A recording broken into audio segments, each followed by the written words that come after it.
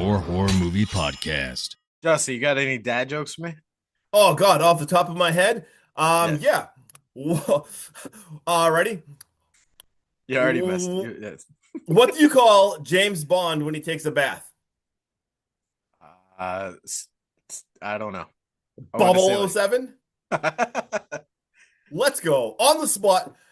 I'm actually embarrassed of myself. Bubble 07. That was horrible. That was so bad. Can't like maybe just cut all this. I'll use it tomorrow and let you know how it hits with some of the people I deliver to. All right, let me know. Let me know. Get back to me. All right, Hackstab slash welcome back. Justin gave me some criteria. He said, I want you to find a sequel to a movie that we've already done because he feels like we haven't had too many sequels. Boy, oh boy, was I so happy when he said this, because not only is this going to release right around my birthday in December, this might be one of my favorite video game adapted movies of all time. The second you said it, I knew it had to be done. I don't care how much you hated the first one. I want you to hate the second one just as much, because that just means I love it even more.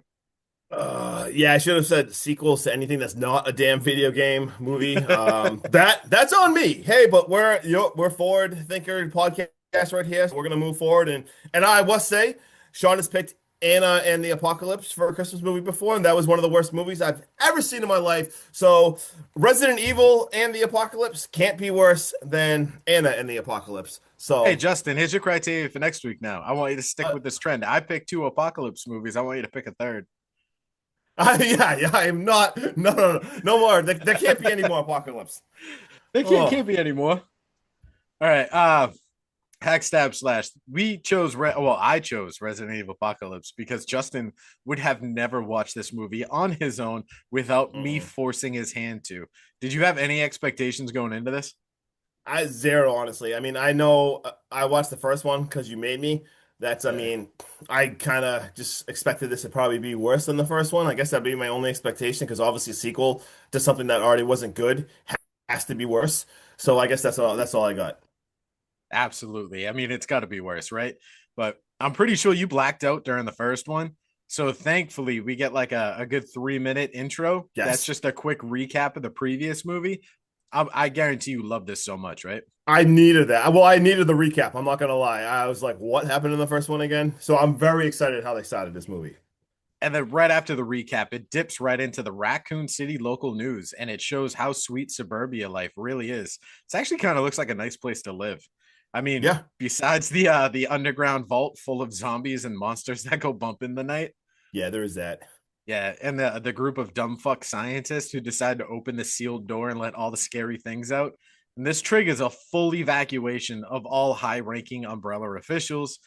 Everyone appears to be heading to the safe zone except Dr. Ashford's daughter. Her SUV gets absolutely T-boned by a cement truck going way faster than it should. And she never makes it to the safe zone. And then we see how fast the sweet middle class life can get turned upside down. We meet Jill Valentine. She is absolutely kicking ass and taking names as she power struts through this police station that is basically overrun by zombies, and no one knows they're zombies yet. But she's just, popping zombies in the head. She's not even wearing proper zombie attire right now. Who gears up for an apocalyptic battle in a skirt and a tube top? All right, so I'm not gonna lie, I actually laughed at that because I mean, I assume that must be what her video game character dresses like. I've never seen the video game. If she's even in the video game, I don't know. But I did laugh at that. But I do like how this movie shows like it's really cool how there's like a bridge, which is like into Raccoon City. I guess that's the only way you can get in there. Yeah. And they got it like sealed off, and it's pretty cool seeing like everyone panicking trying to get in. They have the whole entire station set up, like testing you if you're infected or not before you go. But then they freaking sealed the damn gates. I was like so pissed, like holy shit! They start telling everyone to go back and start shooting.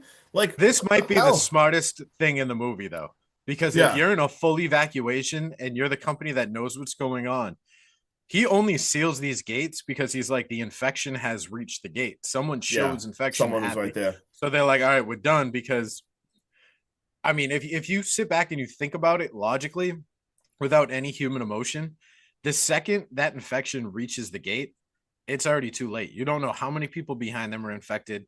Everyone No, you're around them, cooked. it's going to spread rapidly. Like you should be done.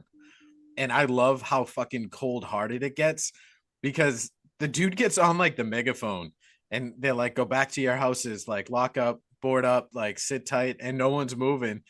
And he's like, the use of live ammunition has been authorized. And they start Dude, counting down from 5 before they shoot these fucking people like fish in a barrel. crazy.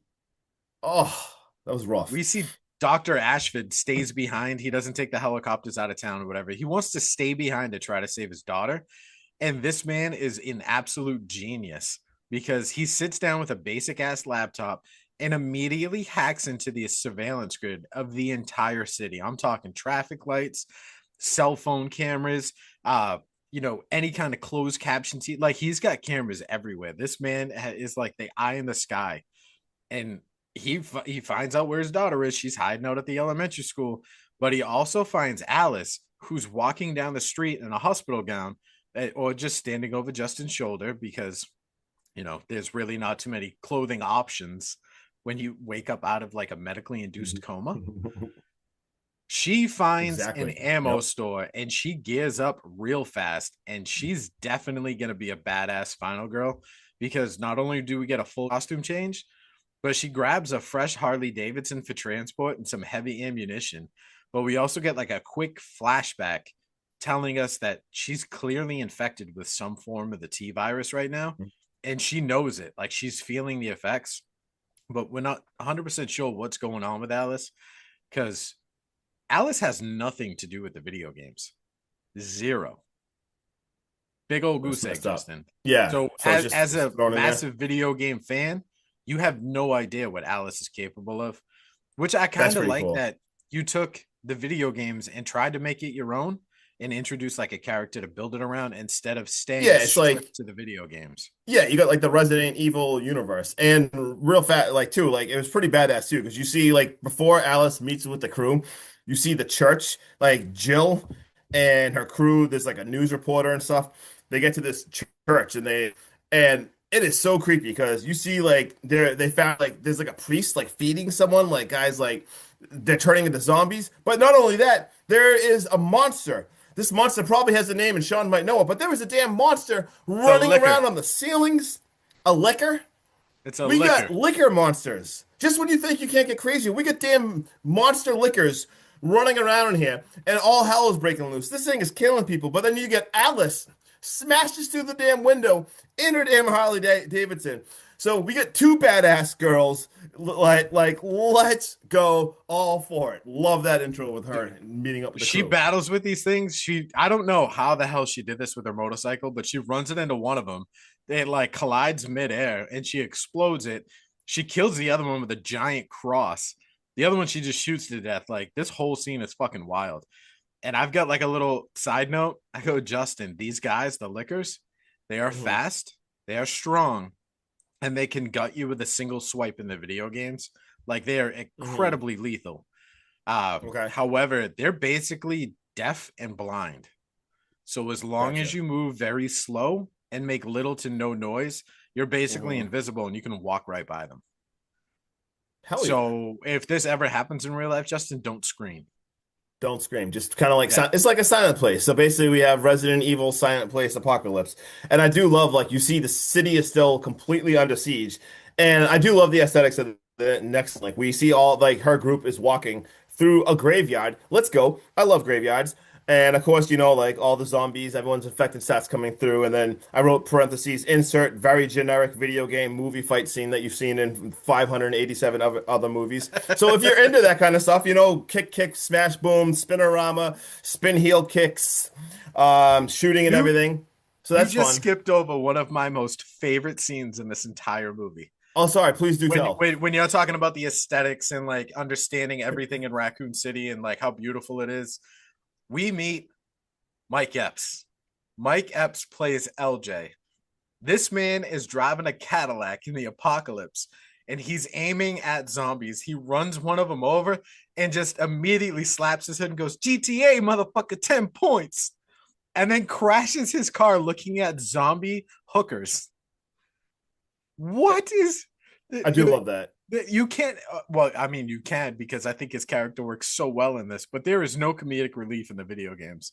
Zero. Yeah, no, I figured that. And that was my next sentence I was going to say. I literally have my next thing is randomly Mike Epps going through the city. We But also get a tie-in. We meet three mercenaries that drop, and one of them, I don't know. Does he look familiar to you? His name's yes, Nikolai. I Does he don't know look who he is familiar? though. He does, No. but All I don't know. right, we just covered one of his movies. Well, he's in one of the movies we just Maybe that covered. maybe that's why. Yeah. You remember Freddy versus Jason? Of course, of course. Do you remember Mark's older brother, the one that drove like the van that was like one of Freddy's first victims? Oh yeah. That's him in the bathtub. No. Oh yeah, the guy. Oh, okay. I got you. I got you. Yeah. Yep. No shit. But like you said, who the hell goes through a cemetery during an apocalyptic event? Right? That's a big no-no. Have you All never the seen red Return of the flags. Living Dead? No, you All the just stay red out of the flags. cemetery. My God. We also meet Major Kane, who's kind of like pulling the strings behind the scenes. He's the one that wakes up Alice. He's the one that like picks up Dr. Ashford and all this other shit. We see that he's understanding that the infection rates in the city are off the charts. So he activates another monster. He activates this thing called the Nemesis program. And then right after he wakes him up, we see two massive crates of ammunition have been dropped in a hospital. Our mercenaries from earlier think it's evacuation for them. So they show up and they see these ammunition cases are empty and they get the fuck out of there because they're like, whoever took this is no one to fuck around with. Like, I think he calls himself, he's like, we're assets, we're expendable assets, and we've just been expended. So let's we're on our own.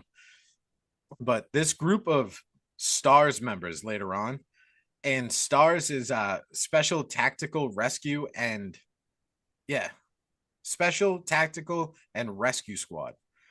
STARS acronym or anonym, whatever the hell you want to call it. But these guys are all held up at a local theater and they're sharpshooting zombies from a distance. We even see Mike Epps shows up there, LJ, and while he's in there, Nemesis makes his appearance. This fucking thing shows up and just starts annihilating everything. There's no one stands a chance. You definitely do not bring a gun to a fucking rocket launcher fight because that's his weapon of choice is a Gatling gun and a rocket launcher. And this thing is programmed to kill all STARS members. And I love LJ in this movie so much because after Nemesis lays waste to, I don't know, what, like 15 STARS members, Mike Epps is still standing there and he's unscathed and he's got two pistols in his hands and he's holding them up and then he drops them and just goes, respect. And Nemesis turns around and walks away. First of all, I love that this guy had a name because I called him Juggernaut Bazooka Zombie Man. So I'm glad that I literally have Juggernaut Bazooka Zombie Man shows up. But yeah, that's all crazy. And then we see like now the four of them, Alice, Jill, some random dude I don't know, and News Girl. They're all going now. And we basically have wheelchair dude. I think you called him Doctor somebody. Dr. Ashford. Wheelchair so dude. We don't even know how this is going. So wheelchair dude basically like finds his daughter and they're like, hey, if you find our daughter, I'm gonna send a rescue team with them. It's actually like really, really smart. And he basically tells them like, you have until sunrise because they're gonna friggin' nuke this place. And the cover up has already been prepared because when he tells them like, hey, you're gonna nuke this in the morning, they're kind of like, no, that's not gonna, like, what are you talking about? Like, they would never do that. Well, yeah, they have because Umbrella, man, you do not want to mess with these Umbrella people. These Umbrella people are pretty crooked. So we Crooked's see an understatement. yeah, so now we know this guy's named Nemesis. We see Nemesis comes over there and he battles Alice. And luckily, Alice and him, they battle and she kind of like leads him away. So we see Jill and Morales. They go and they actually rescue LJ, Sean's man right there, and which is pretty badass. And they go to I remember you. Remember me from the police station. Yeah. Look, I ain't been at nothing. Exactly. So he gets in. Thank God. I was wondering how he was gonna like meet up with everyone. So now he's with them, and they go to the school now to get the girl.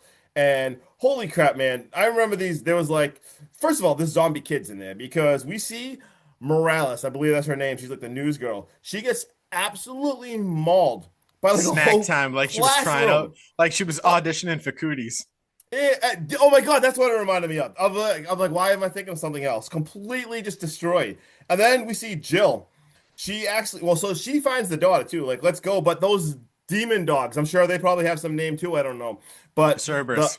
the Starburst.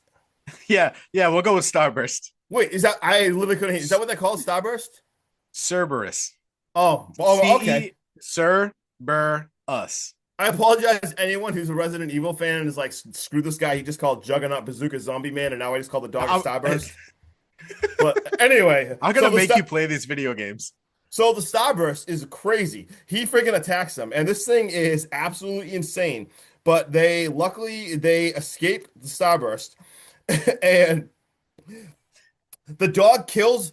I think What's your favorite flavored Starburst? The pink ones. Love the pink ones. And Nikolai, I believe his name is Nikolai. He actually comes there too. Basically explains the same thing like what he's doing there too. But this dog, man, I consider myself freelance. Yeah, freelance. And unfortunately, he's not free anything because that dog absolutely destroys him. But luckily, Jill escapes the dogs with the daughter. And now we see Alice is there now. And we see Carlos is there now too. And he basically says the same thing. He's like, I made a deal with the doctor too. He's been here too. He says he's bit. And I'm not gonna lie, LJ's reaction, I'll let you take over again. You laughed. LJ, no, I did. I thought that was so funny because he's like, I've been bit too. And LJ's like, what, damn? He's like, you should have told me you've been bit. We've been chilling and stuff. Like, so friggin' funny. But at least I've been hanging with y'all and shit. I fucking love it. So friggin' awesome. But at least we get the 5 of them now. And basically we see like they're going to be a helicopter form. We got 47 minutes. And unfortunately, before we shift over back to Sean talking, we see Umbrella has found Dr. Wheelchair Man. So shit is about to get real. Take it away, Sean.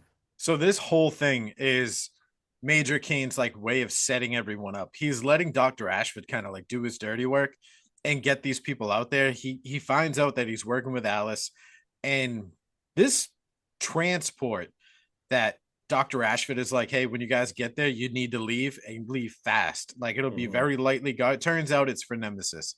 It's to get this big ass motherfucker out of the city before they nuke it, because he's like their prized possession. When they like the group gets up there, Major Cane takes everyone hostage, tells her that she has to fight Nemesis. And when she's like, no. And he's like, well, I'll just kill them. She's like, what makes you think I give a fuck?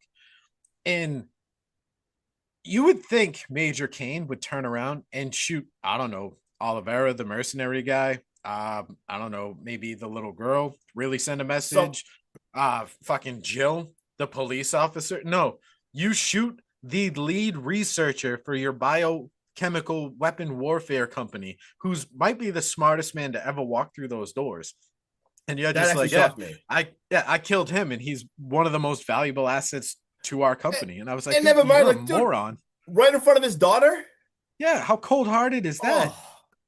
So Alice finally caves in because she realizes this dude means business, and she fights with Nemesis. And there is so much back and forth. It's intense and it's insane that she's actually holding her own with this fucking Juggernaut is the correct terminology. Juggernaut Bazooka Zombie Man. This massive human, not even subhuman thing. I don't even know what the hell he is. Eventually, though, Alice does get him on the ropes, and she kicks him, and he lands like on a piece of steel that he had broken in half to use as a weapon. And as she's beating the hell out of him, she starts having flashbacks, and she realizes Nemesis is actually Matt from the first movie, the guy that she made it out of the hive with. And this like breaks her, and she refuses to hurt him anymore. And after she refuses to kill him, Major Cane then instructs Nemesis to kill Alice and everyone else there. And surprise, surprise, dude, Nemesis flips the script and he joins the good guys and starts laying waste to all the Umbrella baddies. And then all hell breaks loose. We see the nuke is now airborne when Alice is like just about done for, and they've been fighting these guys for what feels like 10 minutes. Nemesis steps in front of Alice to square off with a helicopter that is fully loaded and shooting at Alice. And he takes this thing out of the air with a rocket launcher. But unfortunately, in doing so, this helicopter crashes into Nemesis, taking Nemesis out of the equation. This helicopter, the evacuation helicopter that was for Nemesis, they actually get airborne. And just when you think this is going to be the end of the movie, like they're home safe, they're flying Yeah, I away. actually did. What the? Yeah, in the video game, that's about where it ends. Right. We see there's like an aftershock from when this nuke explodes, and it just everything crashes. Alice takes something in the chest. She Yeah, looks she got like dead. crazy shrapnel. I honestly, right, did she just seriously die? Yeah. Uh Alice takes that shit to the chest, trying to save Angela. And then we see after the crash, Dr. Isaacs shows up with a medical team and they try to bring Alice back to the lab and start running tests.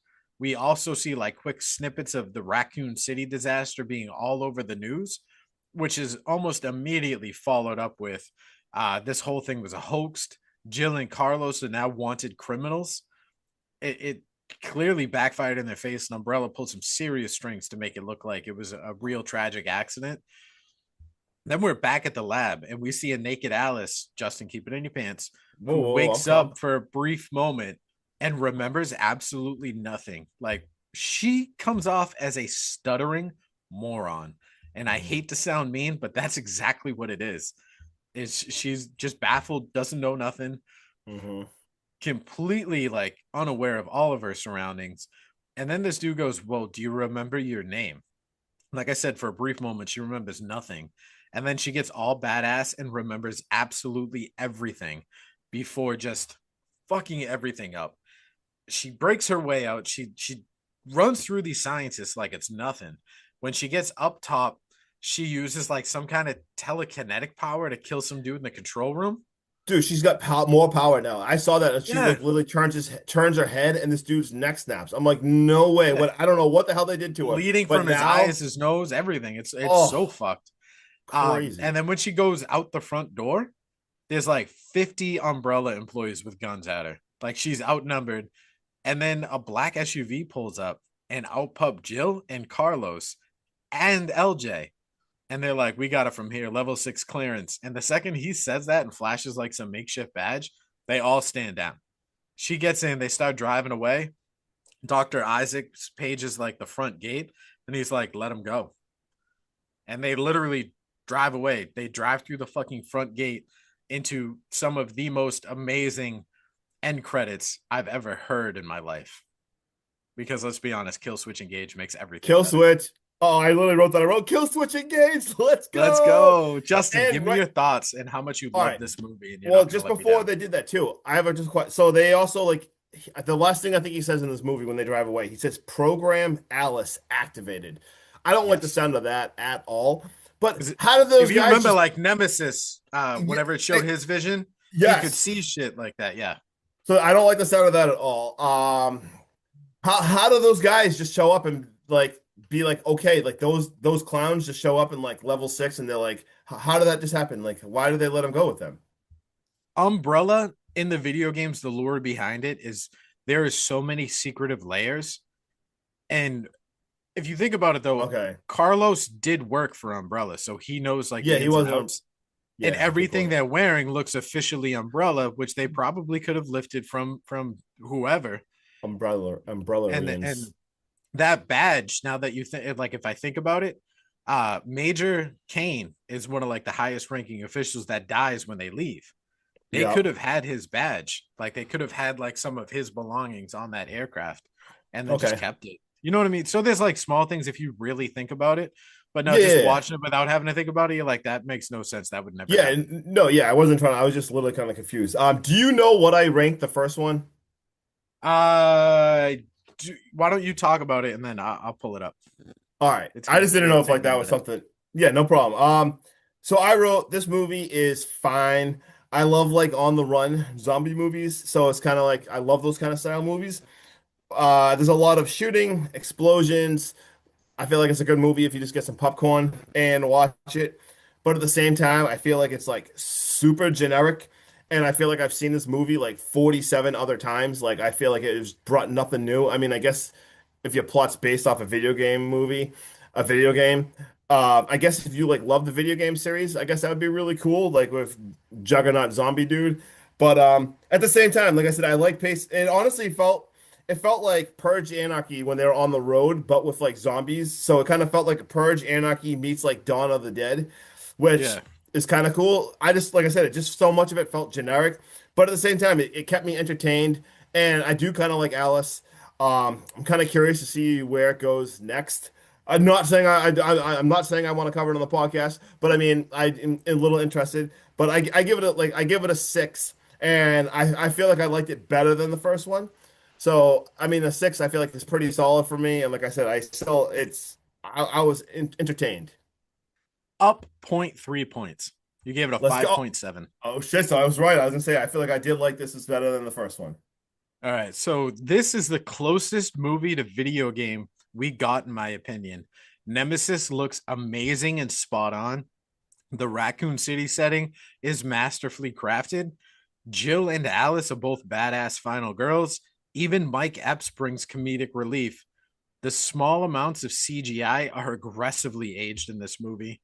For a scary as fuck video game, this has that video, like the video game, has a lot of suspense and puzzles. You get a lot of like heart-pounding moments. This movie, though, way too much action. Too many explosions, if I'm gonna That's be what I honest. wrote. That's what I meant. It felt like just sorry, I didn't want to interrupt. Go ahead. No, it's all good. I do love this movie, and I'm incredibly biased because of my Resident Evil fandom. Hmm. I'm still gonna give this a solid 8.3 for the nostalgia it Damn. hits with the intro of Jill, Carlos, and Nemesis. That was a lot for me because the first movie we got no video game characters. Okay. In this one, Jill and Carlos are the main focal points of Resident Evil Nemesis. So Nemesis is the big bad throughout the whole video game. But if Okay. we're All being right. 100% honest, outside of my rating, if I'm going to look at this without the fandom, this is probably a 5.5 to a 6.2.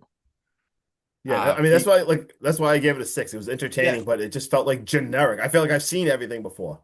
So outside of that, I go because this movie is a 5.5 to a 6.2 because it's so saturated with fight scenes and explosions that happen too fast, too frequent, and are overloaded with quick cuts and camera changes. If this stayed more suspense driven and a little closer to the game, it could have been one of the best video game adaptations ever made and a top tier zombie movie with the lore it has backing it. However, like I said, there is way too much action, and it just feels weird to say that, but that's how I feel. I It love does this feel movie with weird. every ounce of my being, but there's just too much action. Mhm. Yeah, I mean, I agree. Mm-hmm. That's why I think I literally, what did I say earlier? Like insert generic. Like I literally say, like my notes were like insert generic, like fighting movie scene that you've seen 100 times. Like that's what it felt like. But like I said, I entertained me, so I still feel like a 6 was generous to it. And then let's just dive right into fun facts. You got anything? I got the tagline is "You're all going to die," which I mean, I don't know, be better. That's not great. Well, no, it's Sorry. a line from the Red Queen, so it's like it's Okay. pulling from the movie. I get it. All right. Fair enough. Um, It's great then. I'm gonna skip my IMDb right now, and I'm gonna tie in a fun fact to my previous statement. Milia Djokovic was disappointed with this film. She's the one that plays Alice. She said that, and we hear this all the time. The studio wanted more action and explosions, and that the story was swept under the rug. That's Mm. my biggest problem with this movie because there was so much hints of the video game that made me love this, but way too much action. If you wanted to make an action movie, make a fucking action movie. That's probably why I didn't love it as much because I felt like this was an action movie and I'm not the fan. So that's probably why I was just like, I mean, I was like kind of entertained, but I wrote that the Juggernaut zombie dude suit weighed 60 friggin' pounds. And the stuntman could only do it at like 15-minute intervals because it got so damn hot wearing that thing. It's insane. It's 6.1 on IMDb. All right, it's let's see. I wrote that that church took them they built that church from scrap. It took them 7 weeks to build that sucker. Insane. To prepare for her role, Sienna Gourley, I can't say her last name at all, Guillory, Okay. actually bought a PlayStation 1 console and a copy of the game to study Jill Valentine's character. She also based her movements of Jill by watching the way Jill moved in the game Resident Evil 3 Nemesis from 1999. She knocked Jill out of the park. Like, Hell if we're yeah. being honest, like Yep. I'm obsessed with these video games. Yep. She crushed her role as Jill. Hell yeah. Badass to hear her take it like that serious and stuff. That's wicked cool. Yeah, I wrote, so this movie used elements and plots of Resident Evil Part 2 from 98 and Part 3, I guess it's called Nemesis from 99. So, It's not really a fun fact, but fun fact: both those games take place in the storyline at the same exact time. oh, Resident that's Evil cool. 2 just takes place from two different characters, Leon and Claire, as they like battle through the actual police station. Hmm. And then Nemesis is obviously Jill Valentine running through the city of Raccoon, trying to get away from Nemesis, who's programmed to kill everyone and anyone involved with stars. But Hell yeah. according to Paul W.S. Anderson's commentary for the DVD release, rapper slash actor Snoop Dogg was originally chosen to play the role of LJ, but he had left the project. That was my next fun fact. So I will cross that off. That's I couldn't even picture Snoop in this, but let's see. So I got Mila trained for 3 months just to get into fighting shape for this movie. She's absolute badass. But that's all the fun facts I have. The There's only other so thing many. I know. I just have one more and a question. I'll do my question first because I generally don't know the answer. Does Mila Jovovich? I just probably butchered that. Does she? First of all, how many Resident Evil movies are there? And I guess my question I think there's like seven. is she in like all of them as this Yeah. character? She's the No. main focal point. She is um Laurie Strode of the Michael Myers. You know what I mean? Like, she Wow. is what the whole storyline is built around. So she's literally like she's in 7 of these movies. She's in every single movie. Holy shit. All right, my last thing is their budget was 45 million and it made 100 almost made 130 million. So holy shit, yeah, they These made their movies money. make a ton of money, especially overseas. Yeah. The Resident Evil franchise actually started overseas in like Tokyo, Japan, like that whole area. Like, it was born over there. It was called Biohazard and Yep, not okay. Resident Evil. And it fucking exploded over there with PlayStation on the Yeah. original console, because it was one of the only video games at the time to come out that was RPG, that was third person, like you could Yep. control like shooting that way, and you had quick cut camera angles. And instead of your typical load screen, whenever you would go into another room for it to load, you would get an actual like walking through the door scene, and you would hear like the creepiness, and it would just be the door frame. Everything around it, behind it, would be black, and that Okay. added to like the creepiness, suspenseful factor. Hell Bro, yeah, the definitely. original game gave me nightmares. That is badass. Hell yeah. All right. Until then, hack stab slash next week. Justin, will I see Yep. you then? You gonna come back? You gonna come hang out with me, or like I am. I'm gonna wait for you to give me a criteria that's not as weird as the one you originally told me, and then I'll pick a movie and we'll talk about it. all right, well, let's talk about it then, because I don't know what I want to give you for criteria yet. Find me a horror movie using power tools. Yeah. All right. That's what we're gonna go with. Wait, for real? Yeah, find me a horror movie using power tools. Later, hack stab slash. Bye. What the?